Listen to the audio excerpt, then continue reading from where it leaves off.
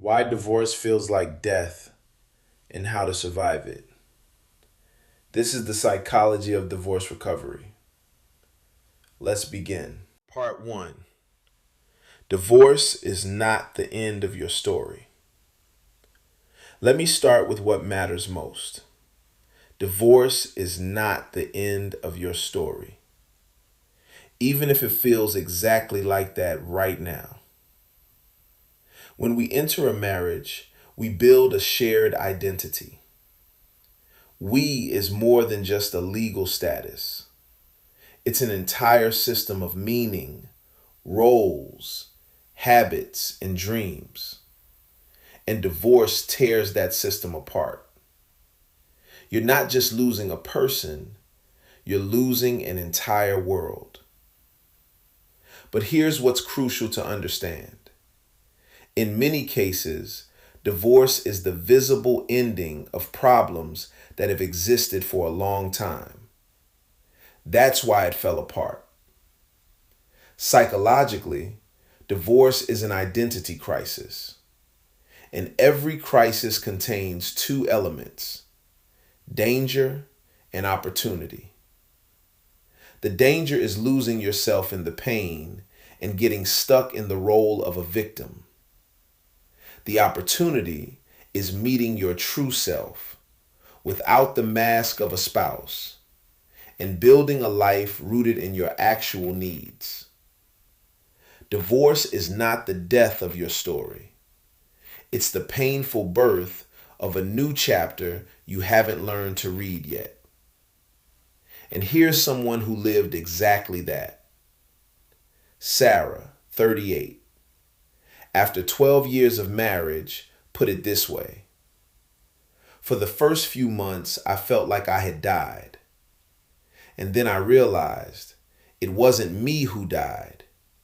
It was the Sarah who always adjusted, stayed silent, and was afraid of being inconvenient. And you know what?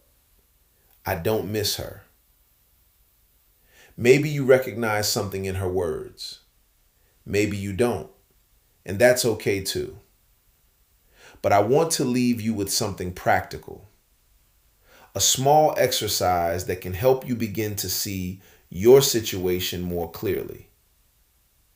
Take a sheet of paper and divide it into two columns.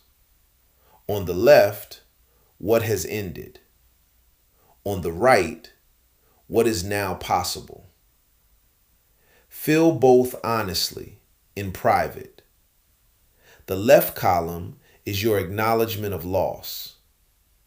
The right is your first glimpse at new possibilities, even if they scare you right now. Part 2. Why do I feel like I'm dying? Your body and mind respond to divorce the same way they respond to the death of someone close. Because to your brain, that's exactly what it is. The death of a future you spent years building. You planned growing old together, vacations, holidays, anniversaries, and all of it disappeared overnight. Neurobiologically, when we lose a significant attachment, the same regions of the brain activate as during physical pain. This is not a metaphor.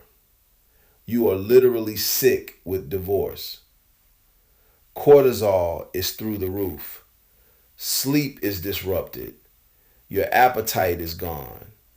Or you're eating to numb the pain. And that's okay. You are not dying. You are transforming. A caterpillar in a cocoon also feels like it's falling apart, because it is. But what emerges from that cocoon learns to fly. Let me share Michael's story. Michael, 42, for the first 3 months after his divorce, woke up every morning thinking, why even get up?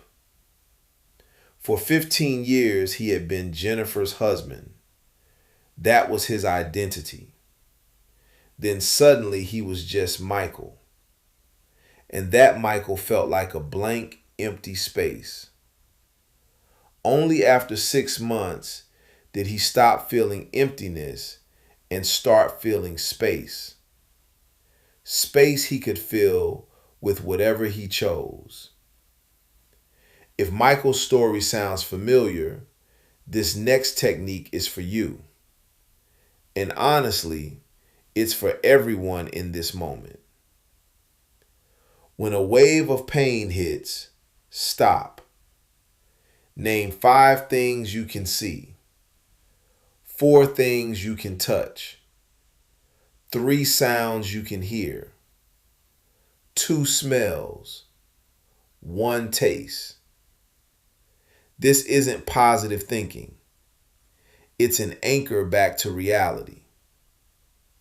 Once you do this, your focus shifts away from the overwhelming feelings and back to the present moment. Try it right now if you need to. I'll be here when you're ready to continue. Part 3. The stages of divorce. Where am I right now? The pain feels endless when you're at the center of it. But there are stages to grieving a divorce, and every single one of them has a beginning and an end. Stage 1, shock and denial. This can't be real. We'll fix it. Even if you were the one who initiated the divorce, part of you still can't believe it's actually happening. Stage 2, anger. At your partner, at yourself, at fate, at every happy couple you see, especially on social media. Stage 3, bargaining. Maybe if I change, she'll come back. Maybe he'll reconsider. This is an attempt to regain control over something that simply cannot be controlled. Stage 4, existential grief. The realization, this is real. It happened. Nothing can undo it. This is the heaviest stage, but also the most important one. It's the only path to stage 5. Stage 5, acceptance. Not, I don't care anymore. Acceptance means I acknowledge reality and I choose to move forward. Here's what you need to understand. These stages are not linear. You can wake up in acceptance and spiral into anger by evening. That's normal. Real recovery from divorce takes anywhere from 1 to 3 years. Give yourself that time. You're moving in a spiral, and each loop brings you closer to wholeness. There is no standard timeline for grief. Your pace is your pace. Comparing yourself to others only deepens the suffering. And now I want to invite you to do something. Pause the video if you need to. Draw a simple line on a piece of paper. Mark the day of your divorce on one end. Mark today on the other. In between, write what emotions you felt in each period. Anger, numbness, hope, grief, relief, whatever was there. Then look at what you've written. Notice the changes, even the small ones. That movement, however messy, that is you healing. Part 4. Who am I without the role of spouse? When you're married, a significant part of your identity becomes intertwined with your partner. You're not just I, you're we. You make decisions based on we. You build plans for we. And divorce breaks that we apart. Suddenly, you're standing in front of the mirror and you don't recognize who's looking back. Who is this? Not someone's husband, not someone's wife, but a separate, autonomous person? This is an identity crisis, a normal, necessary part of divorce. But here's the good news. This crisis is also an opportunity, a chance to reclaim the parts of yourself you gave up to play the role of a spouse, a chance to discover new sides of yourself you didn't even know existed. Rachel found this out the hard way, and then the beautiful way. Rachel, 44, after 20 years of marriage. I realized I didn't even know what music I liked. I'd always listened to what he preferred. I didn't know what movies interested me. I even drank coffee with milk because that's how he liked it. For the first few months, I felt like a ghost. Then I went to a concert, one he definitely wouldn't have enjoyed. I didn't enjoy it either, but it was my choice, and that feeling changed everything. That feeling of making a choice purely for yourself is something I want you to start cultivating right now. And this exercise is a good place to begin. Take 3 sheets of paper. On the first, who I was before the marriage, my interests, dreams, character traits. On the second, who I became during the marriage, what changed, what disappeared, what appeared. On the third, who I want to become now. Don't try to go back to your old self. Imagine a new one. Which parts from the first 2 sheets do you take with you? Which do you leave behind? Part 5. The I'm fine mask and unfelt emotions. After a divorce, many people put on a mask of functionality.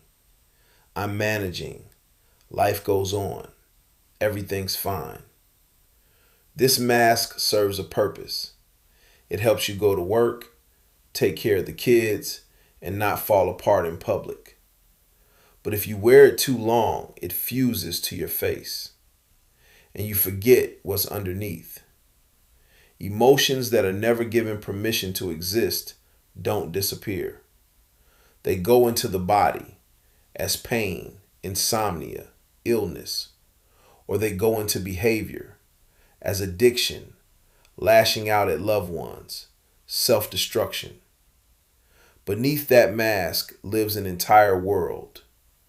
Anger at your partner and yourself. Shame, I couldn't save the marriage. Relief that triggers guilt. Longing for the person and the life you knew. Fear of the future. And often, beneath all of that, emptiness. You're too exhausted to feel anything at all. Naming your emotions is not weakness, it's courage. People who allow themselves to feel the full range of emotions after a divorce recover faster and more completely than those who suppress them. Daniel knew this better than anyone, even if it took him a while to admit it.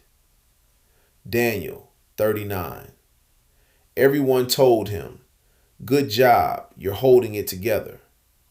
At work, he was focused. With friends, he made jokes. But the moment he got in his car, he screamed into the silence and hit the steering wheel. He was terrified that if he started feeling anything, he wouldn't be able to stop. But here's the thing. Emotions only consume the people who refuse to acknowledge them. When you meet them face to face, they pass. So let's start meeting them. Here's a simple practice that can change everything over the next 30 days. Every evening, write down what emotions you experienced that day. Not bad, but shame. Not terrible, but rage. Not could have been better, but grief. Find an emotion wheel and train yourself to put a name to what's happening inside you. Once you start measuring it, you can work with it. Part 6. The roles we play in marriage and why letting go feels impossible. Every marriage develops a system of roles, usually unconscious ones. You might have been the rescuer, the one who always solved problems, carried responsibility, pulled your partner through crisis after crisis. You might have been the victim, the one who sacrificed their own needs, hoping to be seen and loved for it. The child, the one who was taken care of, whose decisions were made for them. Or the parent, the one who controlled, guided, set the rules. These roles create an illusion of identity and predictability.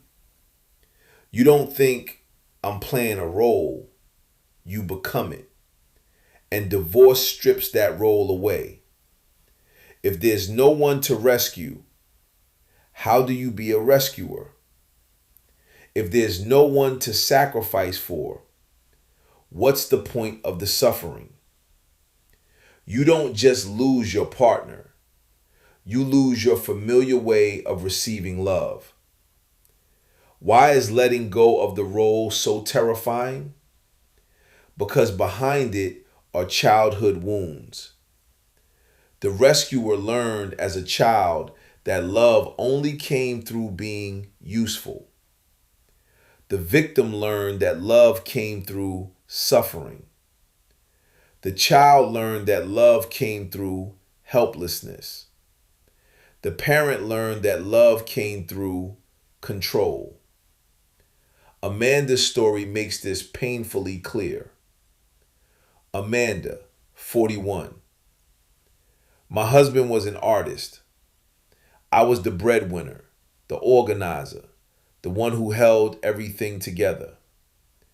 After the divorce, I realized I wasn't exhausted from the work. I was exhausted from having to be strong. It had been my role since childhood. My mom was sick. I was the oldest. When there was no longer someone weaker by my side, I didn't know how to just be Amanda. Not strong, not weak. Just alive. Just alive. That's where we're heading. And this reflection can help you get there.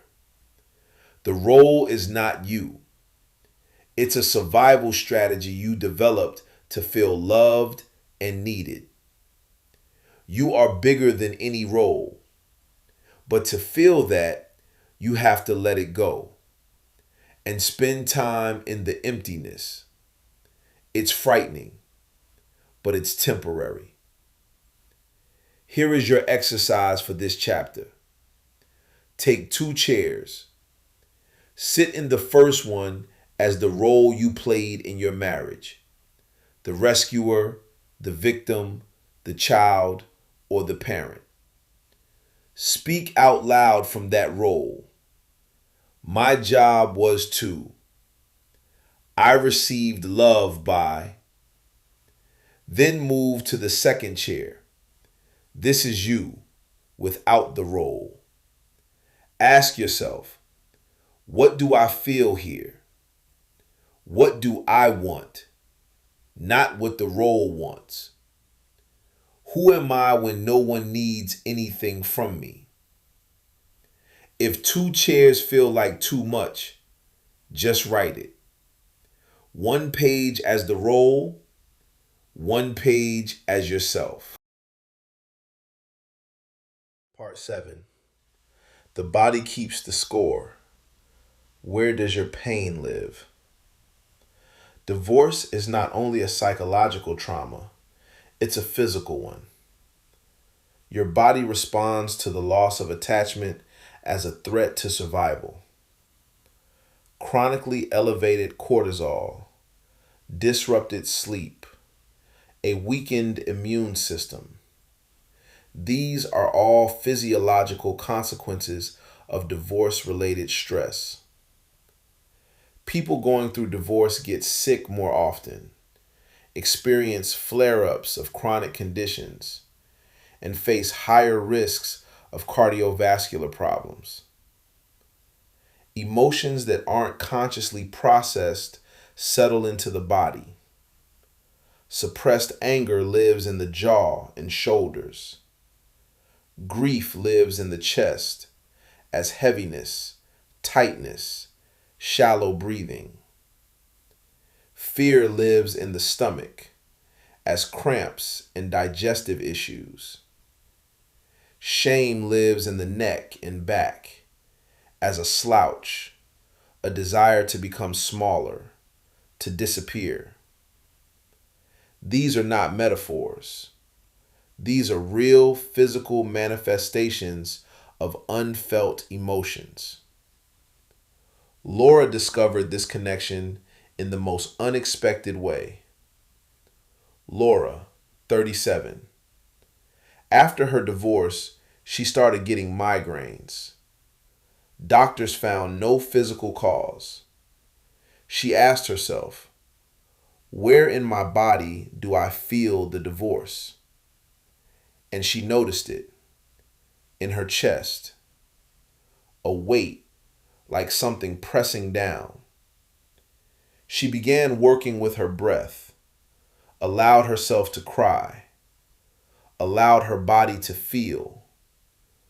The migraines became less frequent. Her body stopped screaming through her head because she had finally listened to it through her chest. Your body is trying to tell you something too. This exercise will help you hear it. Lying down before sleep, slowly scan your body from the top of your head to the tips of your toes. Notice where there's tension, heaviness, a knot. Breathe into that place, slowly, deeply. Rest your hand there. You're not trying to change anything. You're simply noticing and allowing. Your body holds a map of pain your mind refuses to see. And the key to healing is there too. Part 8. The old wounds. Divorce tears open. Divorce is a trigger that reopens the oldest wounds.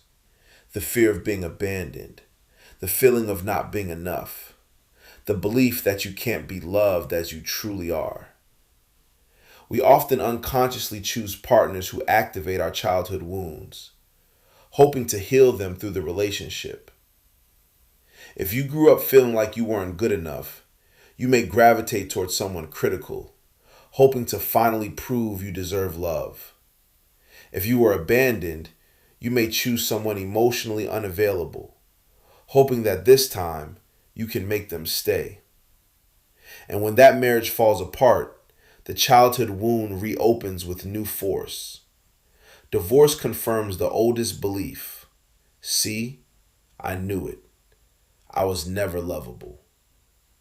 This is why the pain of divorce is often disproportionate to the reality of the relationship. You're not just grieving the loss of your partner. You're grieving the child inside you, who once again felt abandoned. Alex's story shows exactly how deep this can go. Alex, 38. When his wife left, the pain was overwhelming, far beyond what he expected. We hadn't been close for a year. Why am I so destroyed? He started to dig deeper and remembered. At age 7, his parents divorced. His father left and cut off all contact. Alex waited by the window every weekend, hoping he'd come. And he decided, I must be a bad son. That's why he left. 30 years later, when his wife walked out, that 7-year-old boy screamed from the inside, See, you're still not good enough. No one ever stays. The work wasn't about the divorce. The work was about that little boy. And this is the work I'm inviting you to do right now. Imagine yourself at the age when you first felt a pain similar to what you're feeling now. Write a letter to that child from the perspective of your adult self. Tell them what they so desperately needed to hear back then. This is not your fault. You are worthy of love. I am here. I will always protect you. This is the work of healing the part of you that still operates from fear. Adulthood is not the absence of childhood wounds. It's the ability to see them and work with them. Wounds that aren't looked at don't heal. They run your life from the shadows, but you can shine a light on them. Part 9. How to let go of your ex, even if you still love them or hate them. Many people believe that letting go means stopping feeling. It doesn't. Letting go is the end of fighting with reality. You can still love your ex and simultaneously acknowledge that the relationship is over. You can still be angry at them and simultaneously stop using that anger as an excuse to stay stuck in the past. Here's the paradox. Love and hate are two sides of the same coin called attachment. As long as you love or hate, you're still bound to them. True letting go is neutrality, not coldness, not indifference, just the fact. This person was part of my life. Now they're not. Jessica learned this the hard way. Jessica, 36. Every single day she replayed how her ex had betrayed her. Friends told her, let it go. But then she realized something. Her hatred was the very thing keeping her connected to him. As long as she hated him, he occupied her every thought. She began redirecting her attention every time he crossed her mind, to a book, to work, to her kids. The first few weeks were agonizing. 2 months later, she discovered she had gone an entire day without thinking about him. That is letting go. Not forgiving, not forgetting. Simply stopping giving that person real estate in your mind. And now it's your turn to try something similar. This ritual has helped many people take the first real step toward freedom. Write a letter to your ex. You will never send it. Write everything. What you loved, what you're grateful for, what you're furious about, what you never forgave, what you always wanted to say but couldn't. No filter. Then choose a ritual of release. Burn it, tear it up, let it go in water. This isn't magic. It's a symbolic signal to your psyche. I am letting go. Part 10. How to open up to new love without repeating old patterns. Reopening yourself to a relationship after divorce feels like a contradiction.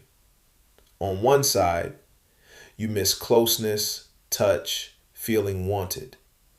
On the other, you're terrified of choosing the wrong person again and going through all that pain again. The first and most important thing: don't rush. Relationships that begin in the first year after divorce are usually band-aid relationships. They're built on running from pain, not on readiness for real intimacy. When you're looking for a painkiller, not a person, that's not building the new life. Each of us has an unconscious script for choosing partners. If you were ignored as a child, you may be drawn to emotionally unavailable people. If you were controlled, you may gravitate toward controlling people.